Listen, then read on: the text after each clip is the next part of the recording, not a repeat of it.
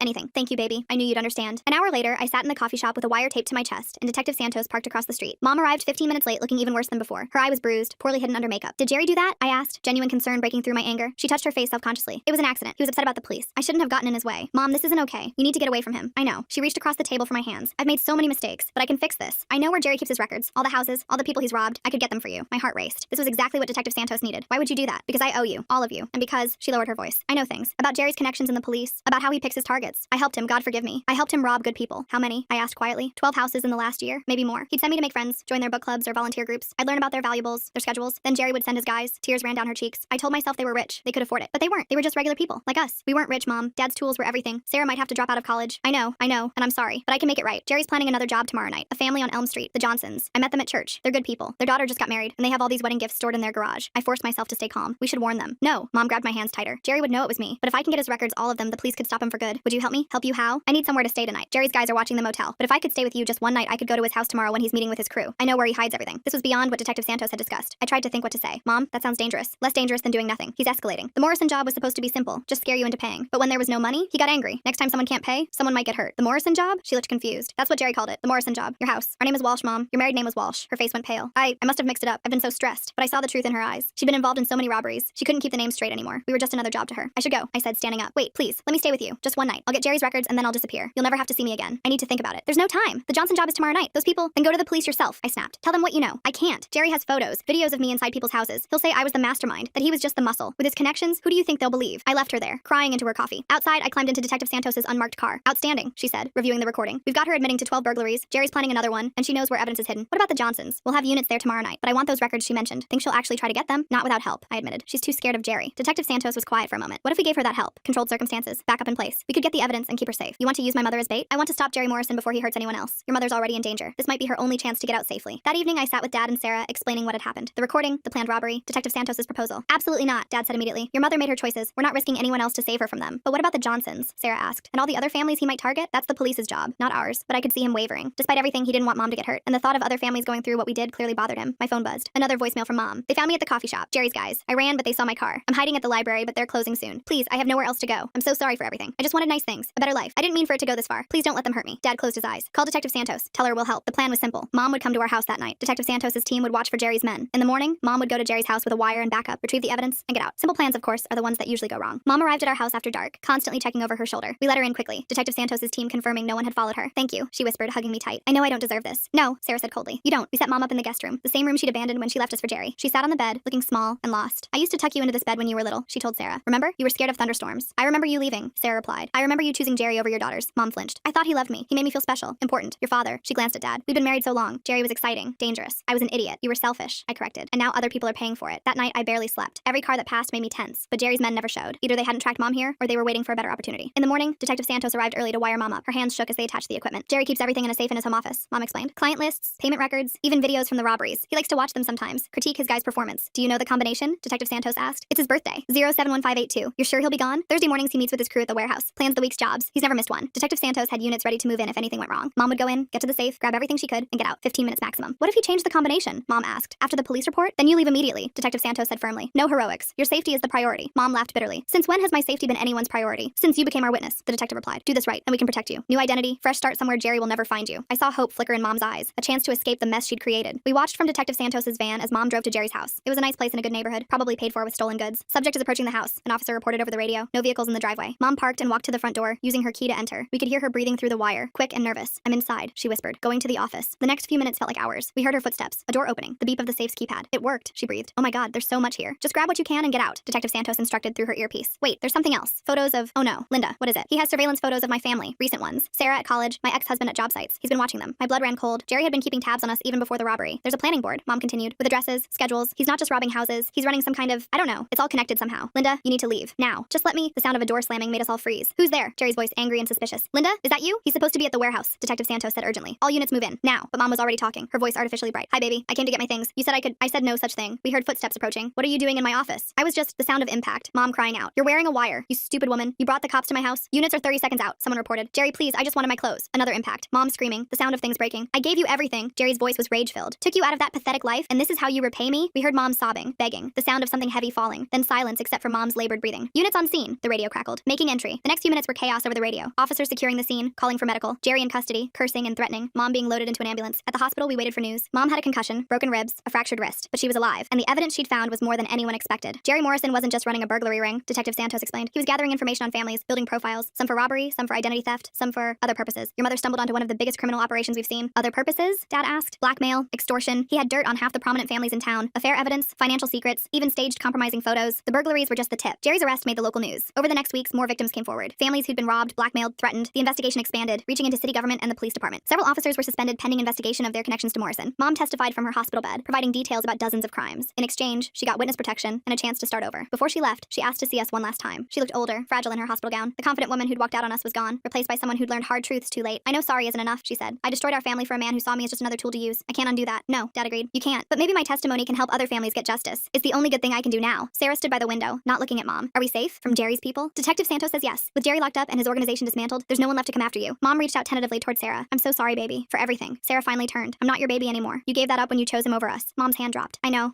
I wanted you to know that I loved you. I just loved myself more. And that's something I'll have to live with. We left her there, waiting for the marshals who would take her to her new life. I never asked where she went. Some bridges, once burned, can't be rebuilt. The insurance covered some of our losses, though nothing could replace the sentimental items. Dad slowly rebuilt his tool collection, taking jobs with borrowed equipment until he could afford his own again. Sarah stayed in college, working extra hours to cover what her laptop loss had cost her. I returned to my marketing work, grateful that my clients had been understanding about the delays. The turquoise and gold hijab was gone forever, but I found another at a vintage shop that reminded me of my nanny. Not the same, but a way to honor her memory while moving forward. 6 months after Jerry's arrest, Detective Santos called with an update. The investigation had led to dozens of arrests, a complete overhaul of local police corruption, and new protocols for protecting burglary victims. Jerry got 25 years, no possibility of parole. Your family's courage made this possible, she told me. I know it came at a terrible cost, but you helped save a lot of people from going through what you did. It was small comfort, but comfort nonetheless. We'd survived betrayal from someone who should have protected us. We'd stood up to criminals when the system failed us, and we'd stayed together when everything tried to tear us apart. Tom from next door still checks on us regularly. He installed new security cameras for free, saying neighbors look out for each other. The community rallied around us in ways Mom never understood when she was chasing Jerry's false promises of a better life. Sometimes I think about her, wherever she is with her new identity. Does she work in another office, joining book clubs and volunteer groups? Or has she learned to be alone with the choices she made? I hope she's found peace, even if she'll never find forgiveness from us. Dad's dating again. A nice woman from his contractors association who understands why he's cautious about trust. Sarah's finishing her degree, planning to go to law school to help families failed by the system. And me? I'm still at my marketing firm, wearing my colorful hijabs, building the career Mom thought I should sacrifice. The morning after we'd said goodbye to Mom at the hospital, I found Dad in the garage, organizing his new tools. Each one carefully placed, labeled, treated with respect, building something from nothing, the way he'd always done. You okay? I asked. He looked up, managed a small smile. I will be. We all will be. That's what we do, right? We survive, we rebuild, we keep going. Even after someone we loved betrayed us, especially then, he said, because the betrayal doesn't define us. How we respond to it does. The next few weeks became a twisted game of cat and mouse. Jerry's arrest hadn't ended anything. It had only made things worse. His crew was still out there, and they blamed us for their boss going down. The threatening phone calls started 3 days after Mom left with the marshals. Dad changed our locks and installed deadbolts, but we all knew it was just theater. These weren't the kind of people who let locked doors stop them. Sarah started carrying pepper spray, and I downloaded one of those safety apps that alerts your contacts if you don't check in. Small gestures against a big threat. The first real move came when Dad showed up at a job site to find his borrowed tools stolen from his truck. The site supervisor said 2 guys had shown up claiming to be from Dad's company, said he'd sent them to pick up equipment. By the time anyone realized something was wrong, they were gone. No cameras, no witnesses willing to talk. They're trying to starve us out, Dad said that night, staring at his empty hands. Can't work without tools, can't buy tools without work. I watched him make more calls, pride crumbling with each conversation. His contractor friends were getting nervous. Word had spread about Jerry's crew targeting us, and nobody wanted to risk their own equipment. Can't say I blamed them. Sarah's college situation deteriorated next. Someone had called the financial aid office claiming to be Dad, saying we'd come into money and no longer needed assistance. By the time she discovered what happened, she'd been dropped from her work-study program. The office said they'd investigate, but bureaucracy moves slowly when you're not the one suffering. Detective Santos checked in regularly, but her hands were tied. Jerry's crew was careful, nothing traceable back to them. She suggested we consider relocating temporarily, but with what money? Everything we had was going toward keeping the house and Sarah in school. The breaking point came on a Thursday afternoon. I was at a client meeting when my phone exploded with text from Sarah. Someone had broken into the house while Dad was at a job interview. They hadn't taken anything, just moved things around. Family photos turned backward, Mom's old coffee mug placed in the center of the kitchen table, Jerry's business card tucked under Sarah's pillow. The message was clear. We can get to you whenever we want. I left the meeting early, my client's confused expression barely registering. When I got home, I found Dad and Sarah in the living room with Tom from next door. He'd seen a van parked outside our house and called it in, but it was gone before anyone arrived. This ends now, Tom said, his retired detective instincts fully engaged. They're escalating because they think you're alone. Time to show them you're not. Over the next hour, Tom made calls to people I didn't know he knew. Former colleagues, neighborhood watch members, other contractors who'd been burned by Jerry's crew over the years. By evening, we had a plan that didn't involve running or hiding. The contractors association Dad belonged to had been watching Jerry's operation for years, documenting losses but never having enough for legal action. Now, with Jerry locked up and his crew scrambling, they saw an opportunity. 15 contractors had equipment stolen or jobs sabotaged by Morrison's people. Together, they had resources we didn't. Tom coordinated with Detective Santos while staying just inside legal boundaries. The contractors started sharing information about suspicious job site visitors. The neighborhood watch increased patrols. Sarah's college friends created a safety network, walking her between classes. I started working from home, using the neighbor's Wi-Fi after ours was mysteriously disconnected. The crew made their next move 5 days later. Dad had finally landed a small job helping renovate a local church. The contractor who hired him was one of the few willing to risk Jerry's crew's attention. Dad was installing drywall when 3 men showed up, but this time, he wasn't alone. 4 other contractors were there, all victims of Jerry's operation. When the men demanded Dad leave the job site, they found themselves outnumbered by people who'd had enough. No violence, just a clear message that the intimidation stops here. One of them made a phone call, angry gestures indicating the conversation wasn't going well. They left, but not before one spat at Dad's feet and said something about his war ex-wife. Dad's hands clenched, but he kept working. The other contractors stayed until the job was done. That night, Detective Santos called with interesting news. One of Jerry's crew had been arrested on an unrelated charge, hammered driving, and was looking to make a deal. He'd give up the others in exchange for leniency. The walls were closing in. Sarah was walking to her car after class when she noticed someone following her. Instead of panicking, she followed the protocol we'd established. She ducked into the campus security office, called me, and waited. Campus security reviewed footage showing the same man had been watching her for 3 days. They couldn't arrest him for walking on public property, but they could and did ban him from campus. The man's photo circulated among the Contractors Association. Within hours, he was identified as Marcus Webb, one of Jerry's enforcers with a record for assault and extortion. Detective Santos now had a name and a pattern. The crew's desperation showed in their next move. They went after Tom, slashing his tires and leaving a note. "Mind your own business, old man." Tom's response was to install more cameras and share the footage with with every neighbor on the block. The silver sedan they'd used was caught from 3 different angles. Our makeshift support network grew stronger. The church where Dad had worked offered us their community hall for meetings. Other families who'd been targeted by Jerry came forward, sharing their stories and resources. We weren't alone anymore, and Jerry's crew was learning that. I was reviewing security footage with Tom when my phone rang. Unknown number, but I answered anyway. "Your mom says hello," a gravelly voice said. "Shame she had to leave town. Maybe you'll be smarter." "Is that a threat?" I asked, putting it on speaker so Tom could hear. "Just friendly advice. Jerry had friends, good friends, the kind who remember favors. And you're calling me because..." There was a pause. "Because this thing with the contractors, the neighbors, the cops sniffing around, it's bad for business. Everyone's watching now. Can't move product, can't collect debts. You're costing us money. Then maybe you should find a new line of work," I suggested. He laughed, ugly and short. "Or maybe we wait. People forget. Neighbors stop watching. Contractors get comfortable. And then we remind you why Jerry ran this town for so long." The line went dead. Tom was already on his phone with Detective Santos, but we both knew threats weren't enough for arrests. 2 nights later, the crew made what would be their final mistake. They targeted the wrong house, specifically the home of Judge Patricia Hernandez, whose daughter went to school with Sarah. They didn't know she was a judge, just saw an expensive house with nice cars. What they also didn't know was that Judge Hernandez had been following our situation through Sarah. She'd quietly arranged for increased police patrols in our neighborhood and had been pushing the prosecutor's office to take Jerry's remaining crew seriously. When 2 men tried to break into her garage at 2 a.m., they triggered not just alarms, but a coordinated police response. Both were arrested on the spot, and one was Marcus Webb. Faced with burglary charges on a judge's home, he flipped immediately. The dominoes fell fast after that. Webb gave up the entire crew in exchange for a plea deal. Raids happened simultaneously across the city. 7 arrests, including the man who'd called me with threats. Detective Santos called me at 6 a.m. with the news. "It's over," she said. "We got them all. Webb's testimony, plus what we found in the raids, will put them away for years." But it wasn't quite over. 2 weeks later, during the arraignments, one of Jerry's lawyers approached Dad outside the courthouse. He had an envelope, papers showing that some of our stolen items had been recovered in the raids. Not everything, but Dad's main toolbox, some of Sarah's textbooks, and surprisingly, my grandmother's jewelry box. "Jerry wants you to know he had nothing to do with the continued harassment," the lawyer said. "His crew went rogue after his arrest." Dad just looked at him. "Jerry destroyed my family. Whether he ordered this or not doesn't matter." The lawyer shrugged and walked away. We collected our recovered items from evidence, each piece a small victory. The jewelry box still had most of its contents, including my grandmother's wedding ring. Dad's tools were scratched but functional. Sarah hugged her recovered laptop like an old friend. The Contractors Association came through in ways we never expected. They'd established an emergency fund for members affected by crime, and Dad qualified. Not a fortune, but enough to properly replace his essential tools. Several contractors offered him steady subcontracting work, wanting to help him rebuild. Sarah's college reinstated her financial aid after the full story came out. Judge Hernandez wrote a letter on her behalf explaining the extraordinary circumstances. The work-study position was gone, but she got a better one in the campus security office, helping develop safety protocols for students dealing with off-campus threats. I went back to working from the office, no longer looking over my shoulder. My clients had been patient through the disruption, and I threw myself into making it up to them. The marketing firm even implemented new security measures, having learned from my experience with the sisters and then the situation. Tom became more than just a neighbor. He became family. Sunday dinners at his house, sharing stories from his detective days, teaching Sarah self-defense moves in his garage. He'd lost his own family years ago, and we'd lost Mom. Sometimes broken pieces fit together in unexpected ways. 3 months after the arrests, Detective Santos stopped by with a final update. The crew members had all taken plea deals rather than face trial. Sentences ranged from 5 to 15 years, depending on their level of involvement. Jerry's operation was officially dismantled, his assets seized to pay restitution to victims. "There's a fund being set up," she explained. "Not just for your family, but for everyone he hurt over the years. It won't make you whole, but it's something." We filed our claim, documenting everything we'd lost. The estimated restitution wouldn't come close to covering it all, but it would help. More importantly, it meant Jerry's crimes were officially recognized, recorded, part of the public record. Dad used some of the Contractor Association funds to take courses in modern construction techniques. At 55, he was learning new skills, adapting to changes in the industry. His reputation as someone who'd stood up to Jerry's crew actually helped. Clients saw him as trustworthy, someone who wouldn't be intimidated. Sarah changed her major to criminal justice with a focus on victim advocacy. Her experience had shown her how vulnerable people become when systems fail them. She volunteered with a local organization that helped crime victims navigate the legal system, turning our pain into purpose. The house felt different now, safer, but also marked by what had happened. We'd repainted, rearranged furniture, tried to erase the memory of that day. But some things can't be painted over. The basement where Sarah and I had hidden became her study room. She said it helped her remember that fear could be conquered. One evening, while sorting through recovered items, I found a photo that must have fallen out of the jewelry box. It was Mom and Dad on their wedding day, both so young and hopeful. Sarah wanted to throw it away, but Dad stopped her. "She's still your mother," he said quietly. What she did was wrong, but erasing her doesn't change that. We kept the photo, tucked away in a drawer. Not displayed, but not destroyed either. Some things are too complicated for simple solutions. The local news did a small story about Jerry's crew being sentenced, mentioning our family among the victims. We declined to be interviewed. We'd had enough attention. Let someone else be the face of survival. We just wanted to move forward. 6 months after everything ended, I was working late when my phone buzzed. Unknown number, but I answered out of habit. "Is this Linda's daughter?" a woman's voice asked. My heart stopped. "Who is this?" "I'm calling from Mercy General Hospital in Columbus. Your mother listed you as her emergency contact. She's been in an accident." I sat there, phone in hand, weighing 18 months of anger against 25 years of being her daughter. In the end, I wrote down the hospital information and said I'd have to check my schedule. I never made that drive. Some bridges, once burned, can't be rebuilt. But I did call the hospital, confirm she was stable, and gave them Dad's sister's number in Ohio. Let our family help her. We'd done enough.